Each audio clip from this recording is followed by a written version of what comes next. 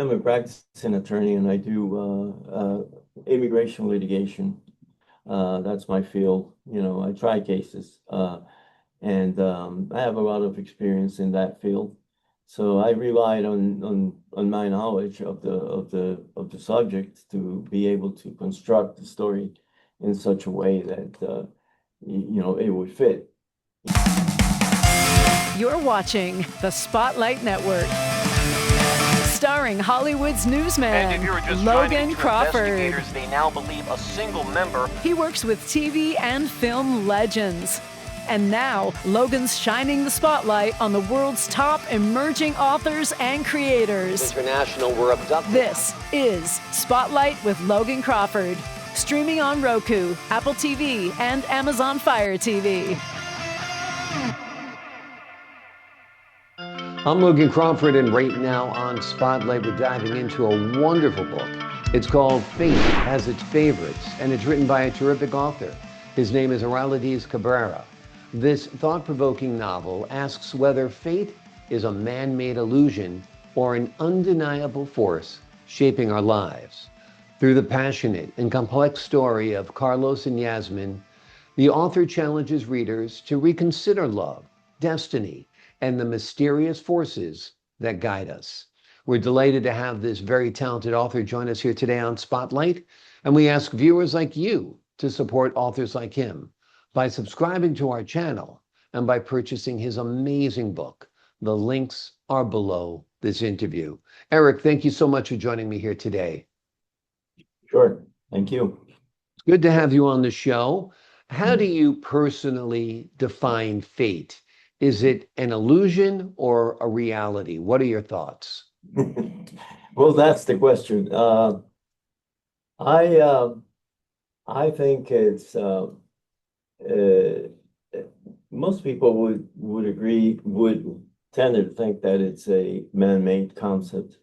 I think there's something deeper than that in fate. Some very strange things happen, such as in this book. The story gives a lot of thought to, or actually portrays a situation that makes you think about fate. It really provokes the thought that fate exists, and it's a capricious concept in the sense that it picks its subjects, so to speak. Yeah. And there's nothing that the person can do about it. I mean, if it happens to you, as it happened in this book to one of the characters, I think that the majority of people will say, well, and we pray to God. Yes, I think religion may be entangled in the definition of the concept, but nevertheless, I think the amazing thing about it is that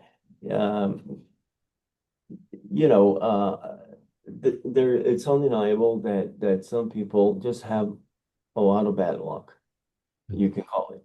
I mean, something happens one day to them, and then the next day something else happens, and it goes on. Some people just have bad luck. Is it bad luck or is it fate? And that's the question. That's the $64,000 question, without a doubt. Tell the folks at home a little bit about the story of Carlos and Yasmin. Well, it's a young couple, and they're both immigrants. Carlos is a U.S. citizen, very ambitious young man, and he learns the language very quickly, and he's doing well. He works hard, he's making a living, and he meets Yasmin, who is also an immigrant, but who has only been in the United States for maybe a year at the time. So she doesn't speak the language, not very well, although she's trying. And she's beautiful, and he falls for her, and she falls for him. And out of Phoenix, Arizona, they travel to South Florida, which is where what Carlos calls home. And Carlos is a truck driver, and they're immigration becomes very intense, and it it it it ends being that Yasmin becomes his co-pilot in the truck. They are together all the time, 24 hours a day. Hmm. So it's an intense romance. And then Jasmine doesn't have immigration status. She needs that in order to be able to drive a car, have a license, have a normal life. They get married, and Carlos petitions for her, which it's actually a very easy way to get your status in the United States through marriage. They're both young, and they definitely live together and have a real marriage, so it's not a problem. But there's only one thing, the technicalities of the immigration field make themselves felt, and Jasmine came to the United States through the border, which is a problem. You can only gain status if you can get a waiver from your U.S. husband or your U.S. mother, but that person has to have some type of usually a health issue is usually the way to solve it. In this case, Carlos is healthy. Carlos is it's a man of 24, and he's very healthy, and so is Yasmin. So how do they solve this problem? How do they solve this problem? Well, this goes on for a long part of the book. And as fate would have it, Carlos has an accident, and he hurts himself really bad, and he goes into a coma. And so that's when their attorney tells them that now there's a way, they have a clear path for Jasmine to become a citizen and do her paperwork. But Jasmine's not even worried about that. Jasmine doesn't want to lose Carlos, and she lives in the Virgin of Guadalupe because there's a substantial presence of Mexican immigrants in the Jacksonville area, and that's where they happen to travel through there a lot. So she prays to the Virgin. She asks for a miracle. She wants her to spare Carlos. Miraculously, Carlos gets better, but not good enough so that their petition cannot go forward. Their petition actually moves very quickly through the channels, and they end up having to go back to her home, which is Guatemala, to have the meeting with the immigration authorities at the consulate in Guatemala. And she passes, and she's now on the clear, but tragedy strikes, and I don't want to. Yeah, don't want to give it all away. Yeah. Yeah. Without a doubt. Let me ask you this. How much of the story was drawn from your own life experiences or what you've witnessed? Well, I am a practicing attorney, and I do immigration litigation. That's my field. I try cases, and I have a lot of experience in that field. So I relied on my knowledge of the subject to be able to construct the story in such a way that it would fit. Have I seen similar situations like that? Yes, I have seen many. Not exactly the same, but and that's the core of the story. The story is simple. There's romance, and there's an affinity that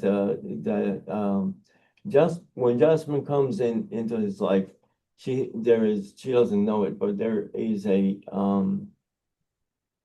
she's going to have a hard time fitting in. Carlos has a crowd that good friends that he hangs with. And when I say that, I use the term loosely. It's not, they are a little peculiar. His group of friends, and they meet almost every day at a restaurant, and they don't particularly welcome a young girl who has indigenous roots. Very, very pretty, but they don't see her as an equal, and that's a part of the story that the reader will appreciate, because it works itself eventually. They become friends, but it's a process. Absolutely, absolutely. Have you envisioned this book as a film, perhaps? Yes, the publisher did a short video of the story, which is nice. Hmm. It could probably go to a film. I don't know at this Yeah. point. Well, you've created the work, so you never know whose hands it's going to wind up in. And I think it'd be a great story to explore. And I think it has a lot of questions that people would want to ponder. What's the message of the book? What do you hope readers take away from it? I think that the message is that um, I think I would dare say that love solves everything. If you Mm. have love, you're a winner. You know, the situation's going to work out some kind of way.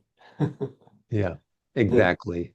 Exactly. Might not be on your timetable, but eventually things will work out. Yes. It's an amazing book, folks. It explores a lot of subjects that it will keep you scratching your head, thinking about, and wondering, do I believe this? Do I believe that? The name of Mm. the book is Fate Has Its Favorites. It is an unforgettable exploration of love, destiny, and the forces that shape our lives. Eric, thank you so much for joining me here today. Thank you for having me. I appreciate your time, sir, your wisdom, your insight, and the great work you've done on this book. To the folks at home, I'm Logan Crawford, thanking you for your time this time. Until next time on Spotlight. Thank you.